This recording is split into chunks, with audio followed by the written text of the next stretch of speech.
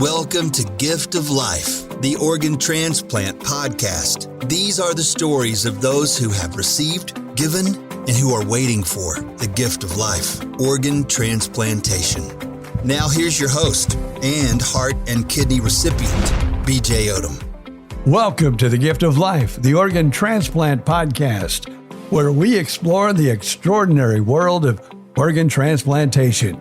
Each week, we share inspiring stories and introduce you to remarkable individuals sharing their own transplant stories. Be sure to support the podcast by leaving a 5-star review and subscribing on your preferred podcast platform. Have a transplant story to share or have comments about the podcast? Love to hear from you. Just email us, giftoflifepodcast@gmail.com. Again, that's giftoflifepodcast@gmail.com. And don't forget to connect with us on Facebook, Gift of Life, the Organ Transplant Podcast. This is BJ Odom, you know, the guy with more parts than a chicken nugget. My new memoir packed with laughs, heart, and the unbelievable true story of survival you've heard me talk about right here on the Gift of Life Podcast. Get your copy today. More parts than a chicken nugget, available on Amazon. As we welcome you to episode 115. This week we meet Kathy Snead, a woman whose faith was tested in ways most of us can only imagine. Diagnosed with HCM back in 2009, Kathy spent years fighting through health struggles, never knowing just how quickly life could change. Then in 2024 came the call she never expected, an emergency liver transplant. Through every setback, every fear, and every unknown moment, Kathy and her husband held on to faith and the belief that God was not done with her yet. This is a powerful story of hope, miracles, and second chances. We'll meet Kathy coming up next. Kathy, want to welcome you to the podcast. And as always, we start out by learning just a little bit about you. So I am going to be 64 in August and from a large Italian Catholic family. I am one of 6 children. And my amazing husband, Dwayne, and I have been together right around 10 years. We will be married 4 years in August. I feel like God knew exactly what he was doing when he paired us up. Neither one of us had ever been loved like this before or loved like this before. We are truly each other's soulmates and really enjoy spending time together with a variety of activities. I have 2 grown sons, Nick and Ben. They are my pride and joy. They are well into their 20s, approaching 30. We all enjoy spending time together as often as we can. For this mama, it's not quite often enough, but that's okay. Dwayne and I still both work. I'm now, after all this medical, I'm kind of working like 3/4 time. I work for a tax and accounting firm. And of course, during busy tax season, I work, a little bit more than that. Yeah, so that's kind of me in a quick little nutshell. Cool. Well, maybe I'll have to call you during tax season, see how you're doing and see if you can help me out with my taxes. And it seems like I always pay Uncle Sam quite a bit of money, so maybe you can help. Maybe you can help me out. He's a little greedy. Yes, he is, isn't he? Yes. Well, we are here today to talk about transplants and the world of transplant. We all have a story, and I'm going to let you start your story from the very beginning where it all began. Okay. All right. So it all began in 1993 when I was 31, which was over 30 years ago now. I hadn't really been feeling well after a Labor Day weekend beach trip with some friends and afterwards, not during the trip. And I thought I had maybe eaten some bad seafood and maybe had some food poisoning. And I went to urgent care, and after them drawing labs, they referred me to a gastroenterologist. And then from there, I was referred to a hepatologist with further testing and a diagnosis of my first autoimmune disease, which is called PBC, which is primary biliary cirrhosis. So they told me that if things progressed any, worse along the years, that I could potentially have need a liver transplant when I was in my 60s. So, me being in my early 30s, I thought that was a million years away, and just kind of got through the next couple of 3 decades, plugging along. Shortly after that, I met my first husband, and we had our children. During all that time, I was, taking my meds, seeing my doctor on a regular basis, doing lab work, and everything was just kind of like on par, nothing too terribly abnormal or anything like that. Also, over those years, I developed other medical issues because once you have one autoimmune issue, you're prone to others. And so I kind of went on a medical journey, if you will. One of the things I was diagnosed with in 2009 was HCM, which is a genetic heart disease. You might be familiar with that.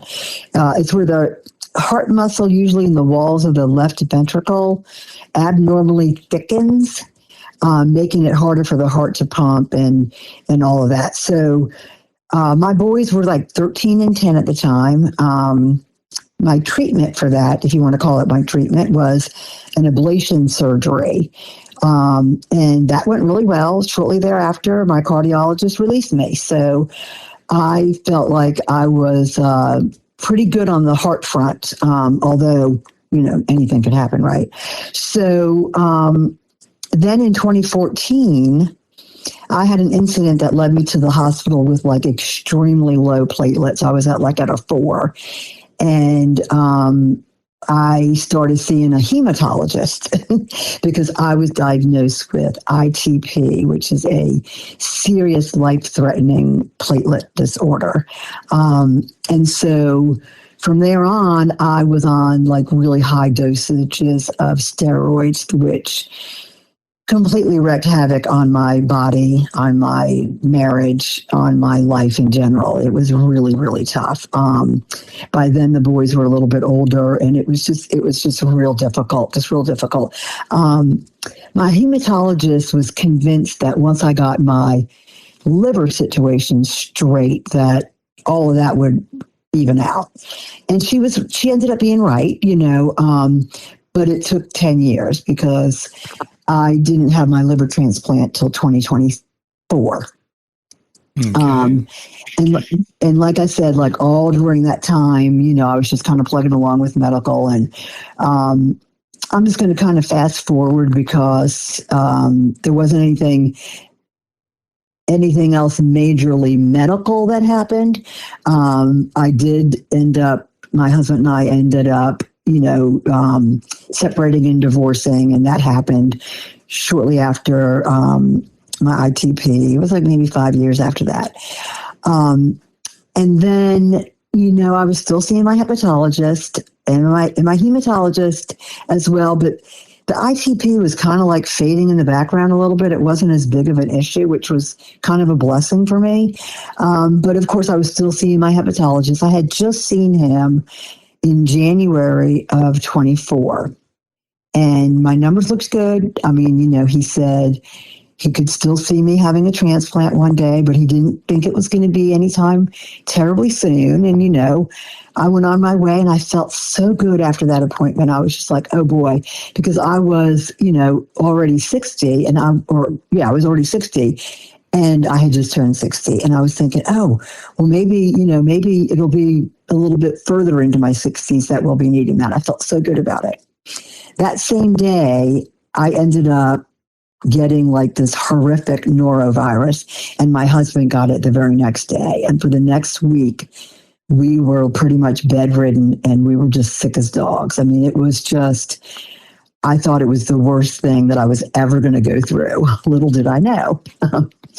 Anyway, on the heels of that, I never really felt like I fully recovered from that. And I started like really bloating up, like dealing with edema again, and all these things that were kind of pointing to possibly a liver issue, which was really confusing because my numbers looked great like a week and a half prior to that. But I just wasn't bouncing back. And so I did call my hepatologist's office, and they said, well, you know, if things get progressively worse, and I was just like so fatigued, and I was just not me. She said, go to the emergency room, which is what I did. But I didn't go to the emergency room for my particular hospital because it was downtown, and I didn't want to drive downtown. My husband and I decided we were going to go to a local ER. And so we did that, and they immediately said, you need to be transferred to MCV, which is Medical College of Virginia here in Richmond, Virginia, which is a hospital I've been dealing with for 30 plus years already. Now they're called VCU Health, but it's still MCV to us. But anyway, I went there, and they were trying to get the fluid off of me, and they were trying to do all these tests. And within a couple of days of being in the hospital, they found cancer on my liver, which was a complete shock to me. This particular hospital is a teaching hospital.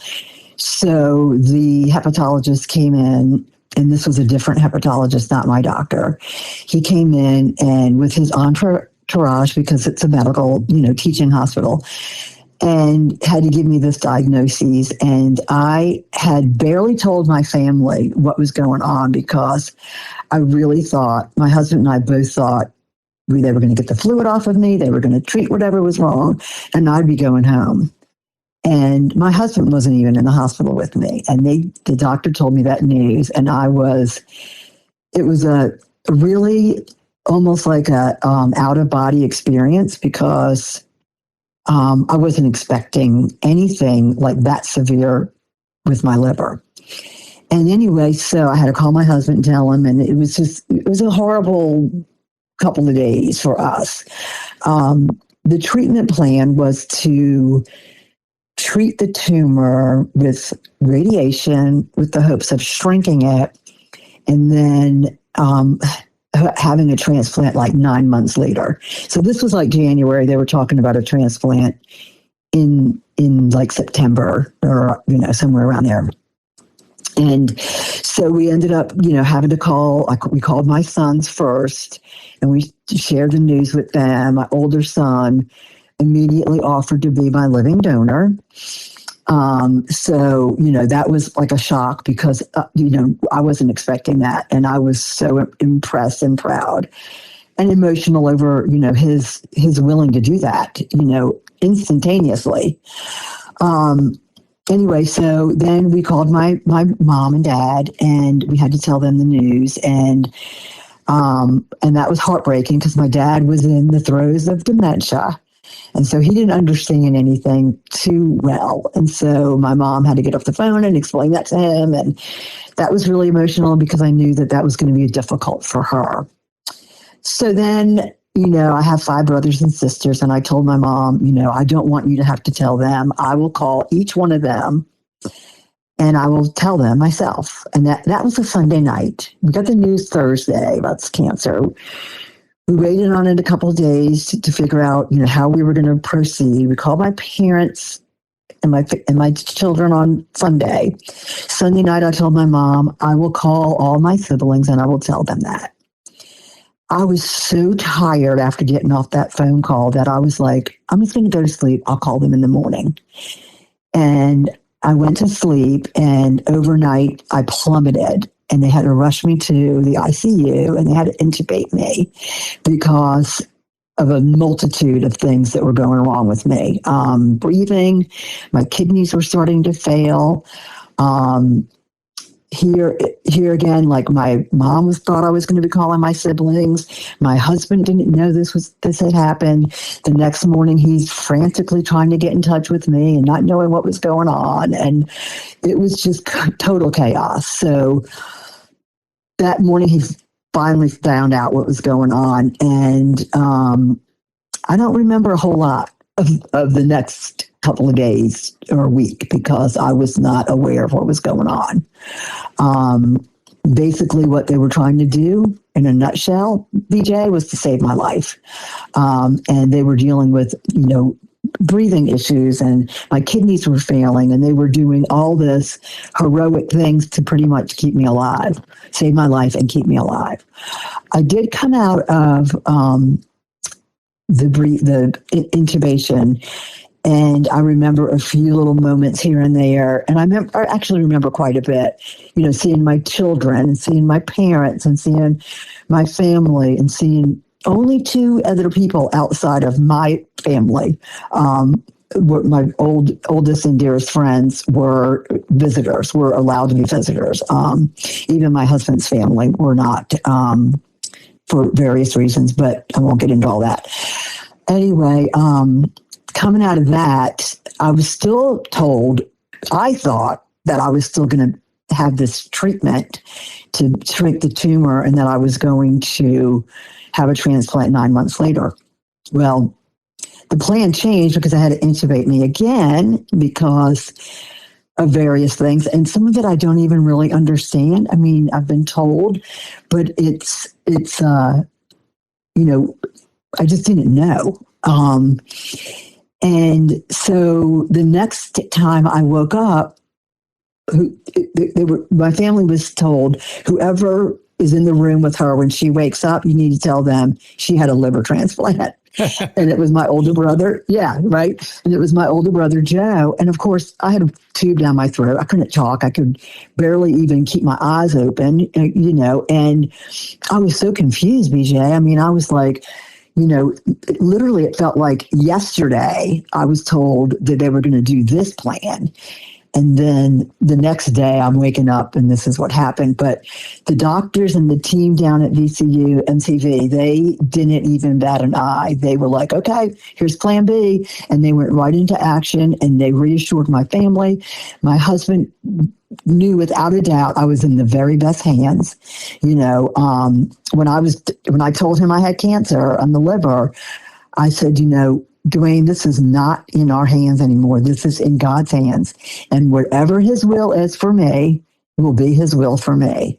And, we just prayed and prayed and prayed. And I really believe that, God is not quite finished with me yet. And, I'm going to pause here and let you ask me some questions because there's two other incidences since then that I am convinced God is not finished with me yet. Well, that's a good thing, first of all, I want to say. Yes, I agree. But now I have heard from a lot of liver transplant patients that seems to be, and I don't want to say the norm, but many of them before their transplants go through a similar situation where their mind kind of leaves them because of all of the toxins that are in the body that the liver is not filtering. So is that your problem, do you think, or do you know?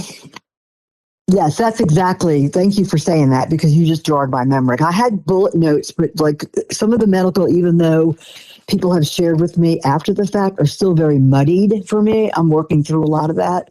There's a lot I'm working through. I'm only a little bit longer than 2 years out.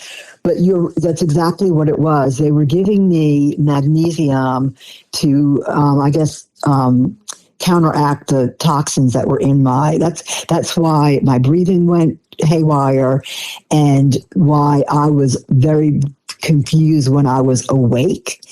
Even when I was awake, there was a lot of toxin buildup. Prior to that, when I was in the emergency room, I became very jaundiced from the toxins. So, that was exactly what was my case. Yeah. And that's why I'm still a little fuzzy, And you know what? I have talked to many of liver transplant patients that say that haze or whatever you want to call it, from your mind and the toxins it takes quite a while before things are perfectly clear again. It's been, like you said, 2 years, and things are still a little fuzzy because of it. But now I'm going to ask you the $1 million question, because you never said, but my curiosity is sitting here going, you talked to your son was willing to be tested for the donor. Who ended up being your donor? Did they, take all of your liver out? Was it, and they needed a deceased donor, or how did that work? They had to. Once everything else started happening, like initially they thought I could do a partial liver, a living liver transplant. But once everything else started happening to me, they realized that my liver was pretty much shot. And so they knew that they knew that whole liver had to come out. Right. So we went the deceased donor route almost immediately. There was a little bit of a process, not getting listed per se, but just, I guess it is getting listed, but there's a little bit of a process that goes along with that. And there's a lot of testing that still needs to be done. So like 30 some years ago, I went through some of that testing, like some of the psychological testing, for example, and like the heart stuff, all of that. But when I was in dire straits in the hospital, there was other kind of testings. Like, for example, I had to have a pap smear. I had to either show proof that I had X, Y, and Z test within a couple of years, or they had to redo it. Right. So there was like a list of things. And so all of that had to go through. And then they knew that I was going to need a full liver. So when all of that got through, the insurance and all of that, by the time they listed me, my MELD score was at a 40 plus. And like 39 is like usually the highest number. And I was like at a 40 plus. So what that meant was that they were able to open up the area and, to branch out to other states. And it was a little bit more widespread than just my little area of Virginia and maybe a couple of states bordering it. And so I was actually listed on February 14th, Valentine's Day, and also National Donor Day. Did you know that? Oh, wow.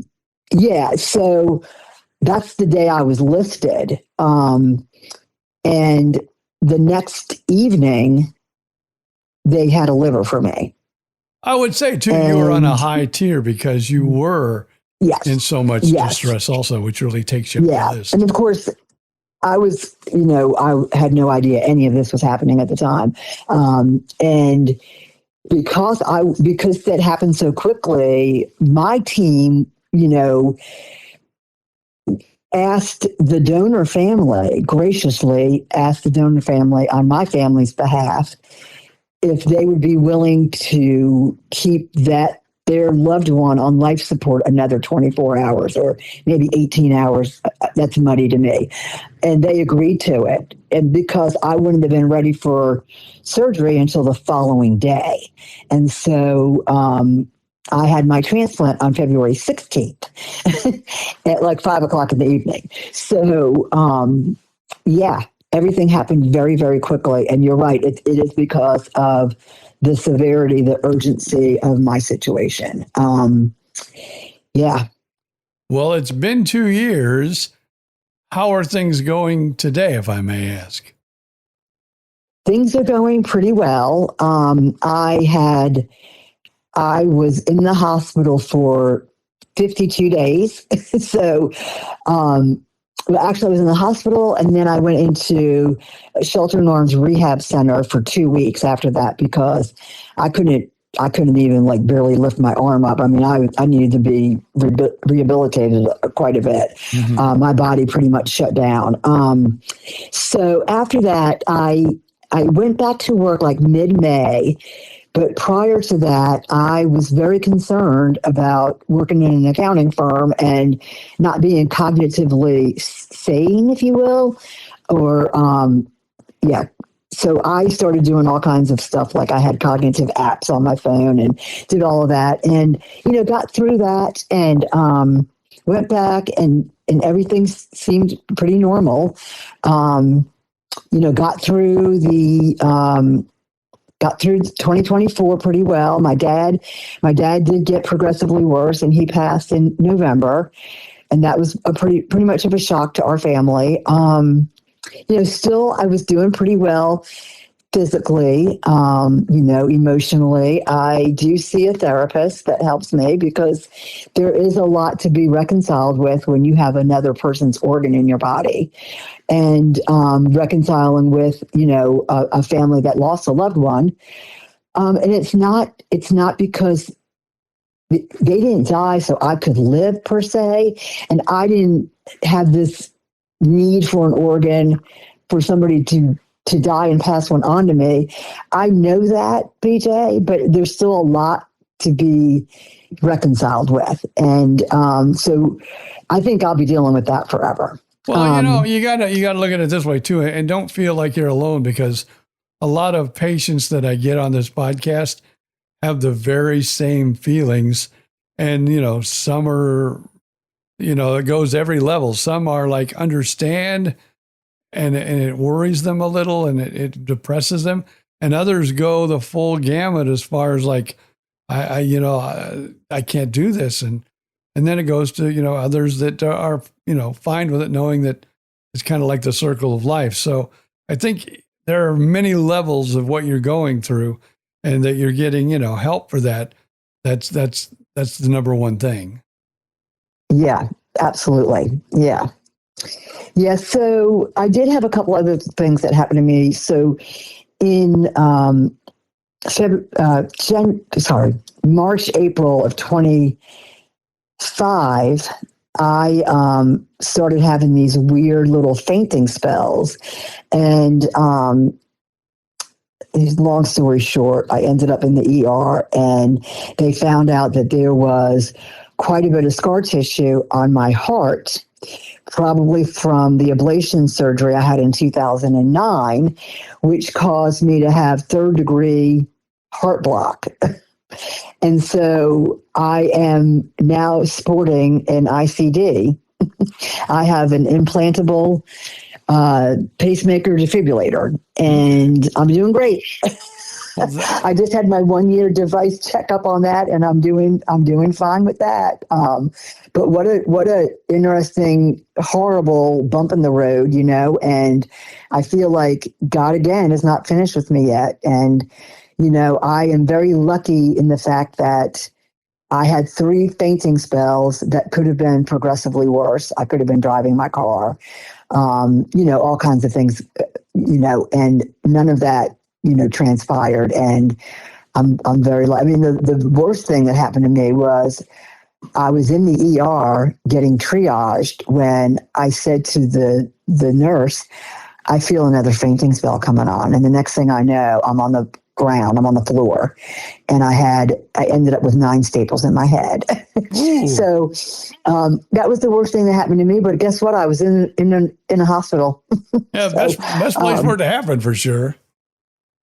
That's right. It's like crazy, but I've been really good about, keeping up with my team. Of course, you have to go through all your labs and doctor appointments. And this past October, they saw some weird numbers in my lab work. I mean, really, really extremely elevated numbers in my lab work, and a biopsy revealed liver rejection. So I ended up back in the hospital, and 3 days of like high dosages of IV steroids. And then I was on steroids through like the mid-December of this past year. And I am not in rejection anymore, and I am doing okay. That scared the crap out of me, I'll be honest with you, because I had 0 symptoms, BJ. Like, if it wasn't for the labs, I would not have known.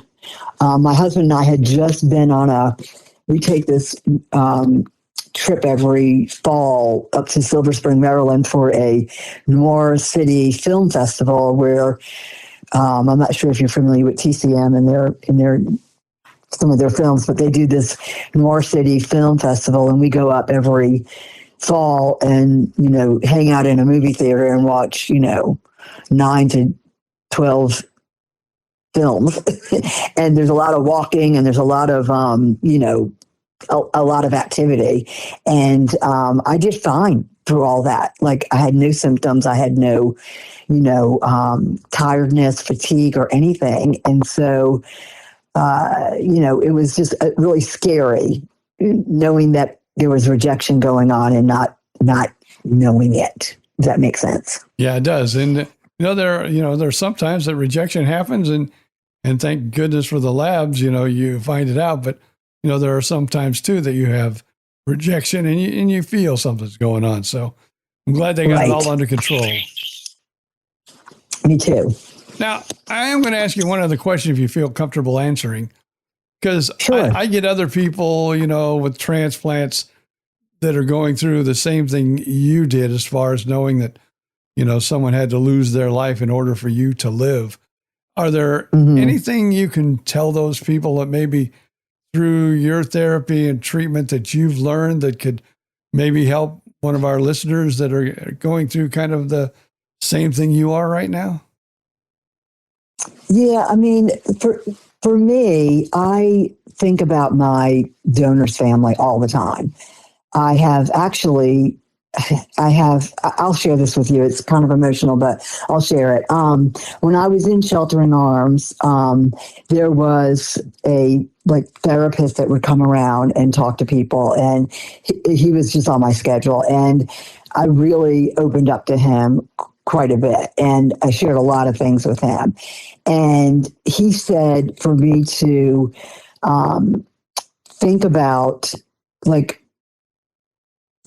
my donor in a more of a live type of way. Like, if this person was visible to me, if you will. So I've conjured up this image of my donor that is full of light and sunshine and joy and happiness. And I imagine her, and I don't know if it's male or female. I always say her because that's what I think. Imagine her being just this, I can see light and sunshine and rainbow and joy and happiness and just an abundance of love when I conjure up this image of her. And I have affectionately named my liver Olivia, which is a name that I have always absolutely adored. And when I think of this little person, I think of this little young woman as being this beautiful Olivia. And so I've named my liver Olivia. I know that sounds so bizarre, but it brings me so much joy and comfort. I can't even tell you. It just makes me feel all warm inside. And I also would tell people to continue to reach out to your donor. I have not heard back from mine. I'm still very hopeful that I will, or my donor's family, excuse me. We've sent 2 letters. The first one was just inside of a year. And then the second one, I wrote the letter while I was in the hospital during my rejection, because I was so moved by so many things during that time. And I was dealing with a lot of emotional stuff because just the whole rejection kind of threw me. And my donor was just forefront in my mind, and I wrote another letter. And, I will respect whatever they choose, this family, whatever they choose. But my husband and I would just love to be a part of their family if they would be willing. So, we're going to reach out to them again, and I would absolutely tell people to do that. I had gotten a little bit of a bit of advice from somebody on one of my Facebook groups she was a mom of a 30-some-year-old son that unexpectedly passed away. I don't know how, it doesn't matter. But he ended up donating his heart, both of his lungs, both of his kidneys, his liver, his pancreas, skin, some cells, like just everything he could. And the mom had gotten on there and, encouraged our group to write to the donor family, because she said they've received one letter and it was only from the heart recipient. And that particular heart recipient said, I want to thank you, but this is too hard for me to continue conversing with you or having any kind of relationship with you. And she felt devastated by that, because she just wanted to be able to know the recipients of her son's organs, if that makes sense, and to pass this information on to her grandson, his son.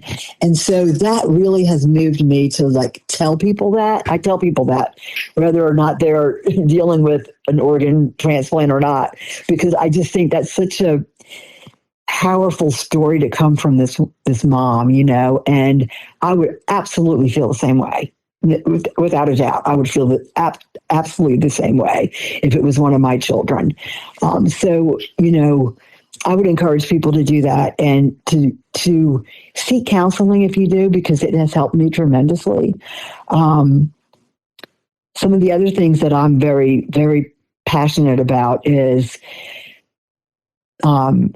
sharing my story. I don't particularly care to walk up to somebody and just share my story, and I have to give my husband a lot of grace, because he does need to share my story, and he will tell people that we've just met, all about what I've gone through. And I find that uncomfortable at times, but I know that he needs to do it. But when I say that I like to share my story, I'm talking about at donor celebrations or, at a testimony at my church, or at another program, or wherever there's an opportunity for me to talk about Donate Life, to share the importance of donation and, to pass that along to people. So I'm very passionate about that. Yeah. Well, I tell you what, you had a wonderful story there, and I'm glad things are going well. Anything we may have missed that you want to touch on before we let you go today? Nothing I don't think that we've missed. I will share one other project that I'm involved in right now, and it's called the Transplant Narrative Project. And it was another person from one of my Facebook groups that has started this 12-week writing project, BJ, and it has already transformed my life as far as pulling out so much that I just never talked about. For example, I'll give you a quick example. The first prompt that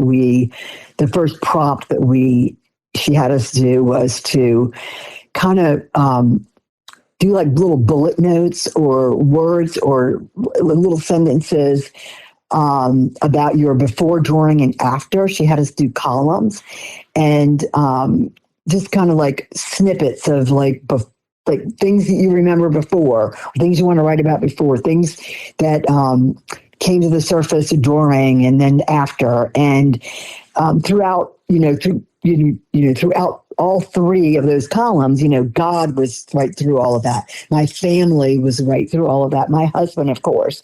And it was just really interesting for me to start it out that way and really get a sense of, okay, this is the beginning of my story, and her intent is not to have us all be, these authors or anything like that, but to maybe do a compilation where she has a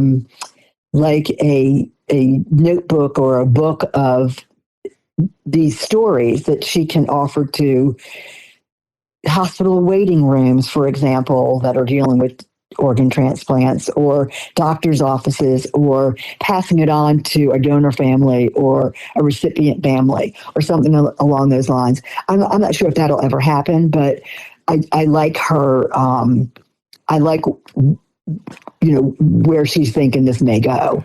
And I don't care where it goes. I just am really enjoying the project a lot. And it has really been very meaningful for me, and it's opened up like a can of worms. It's like, oh my gosh, I forgot about this, or I'm delving into this, and it's just been amazing. Well, I wrote a book, and I found during my journey of writing the book, of course, I wrote with a co-author, they said they was a ghostwriter, but I said, you're not going to be a ghostwriter on this. You're going to be a co-author, because she really put it together. But I would give her hours and hours upon stories. Actually, it's a memoir of my entire life. But I'll tell you, writing that book and doing this podcast both at the same time, and I was talking to a bunch of pediatric mothers, and I remember me from being sick as a child, some of the greatest therapy I ever had. Not that I was going for therapy or not that I thought I needed it, but let me tell you, it was the best therapy of my life. And I even told my co-author, I said, man, alive, this has brought out parts of me that I had no idea were hiding inside me. Well, I know, and I listened to that podcast with you and her, and it was really amazing. You could tell how much you got out of it and how amazing she was, right? Yeah. I mean, to be able to compile all of our little gibberish, that we sometimes we're not very eloquent with our words because it's so emotional, and getting it down pen to paper. One of the prompts that we just had a couple of weeks ago was to write about the person that was most meaningful throughout everything. And of course, all of us wrote about our spouses. And when our 30 minutes were up, we were all like, oh my gosh, we could have written for days. And, we've all been adding to it, which has been great. But it's just amazing when you put pen to paper how a lot of things flow. So I would encourage people to do that.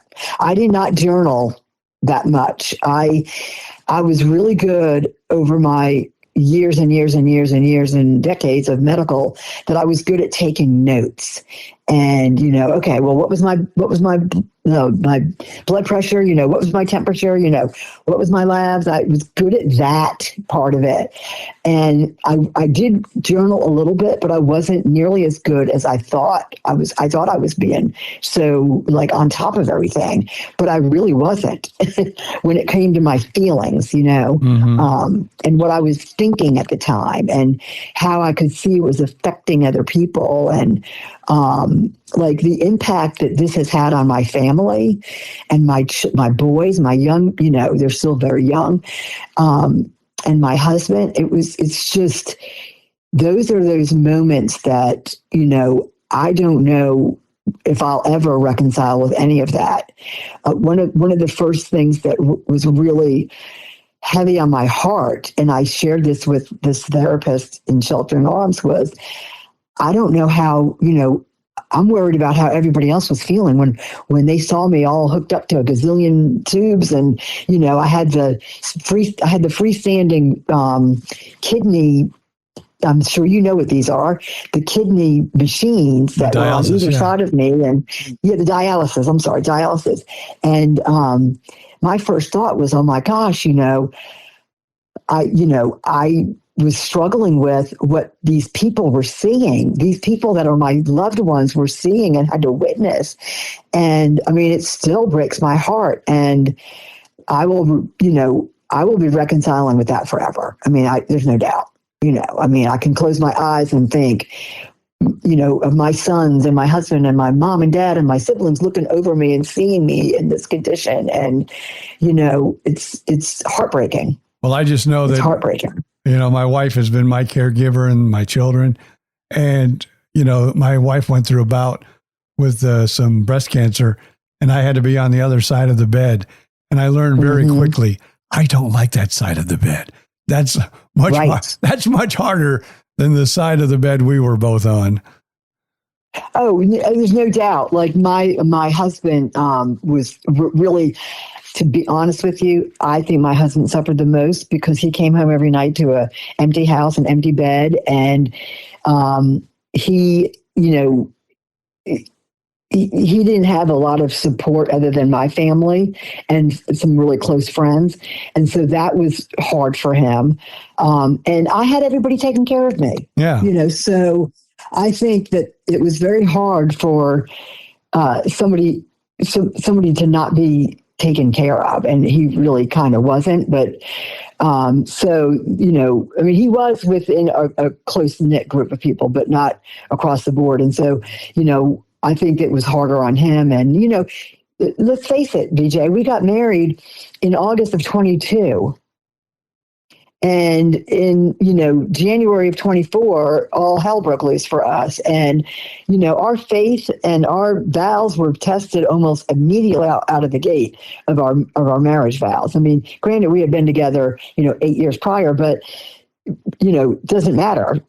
All of that, it takes its toll. And, thankfully, and I've said this many times, we have definitely become a whole lot stronger as a couple, and our faith has become immensely stronger. So, there's those that come the redeeming things that come out of some hardship. That's definitely part of it, right? And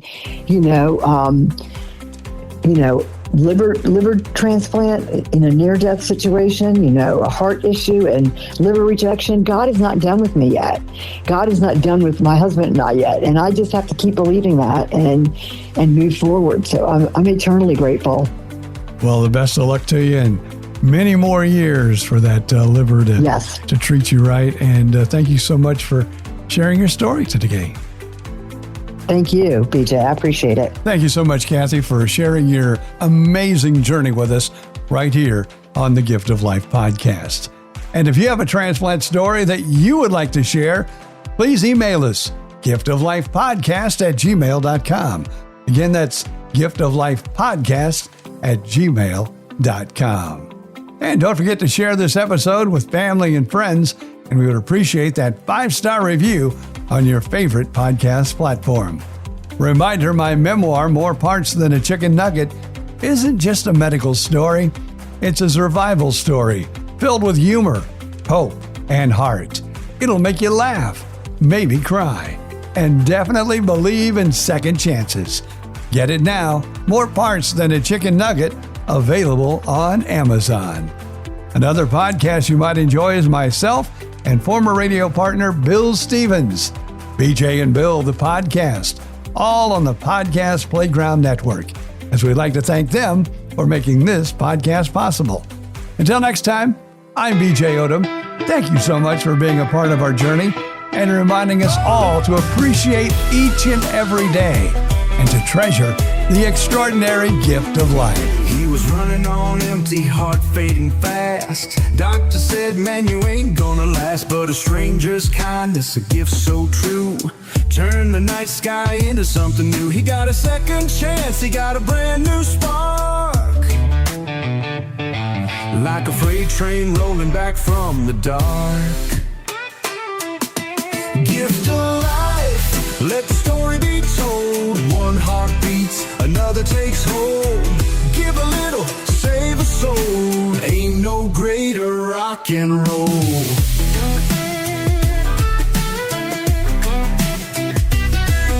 15 years later, the road got rough. The fight ain't over when the climb is tough. Needed a kidney, the race was on. Another hero stepped up, kept him strong. Every breath he takes is a tale of hope. One life saved, another can cope. Gift of life, let the story be told. One heart beats, another takes hold. Give a little, save a soul. Ain't no greater rock and roll.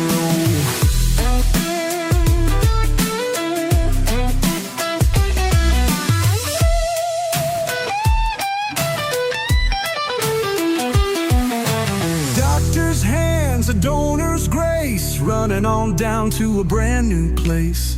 Second chances don't come twice, but when they do, man, they feel so nice.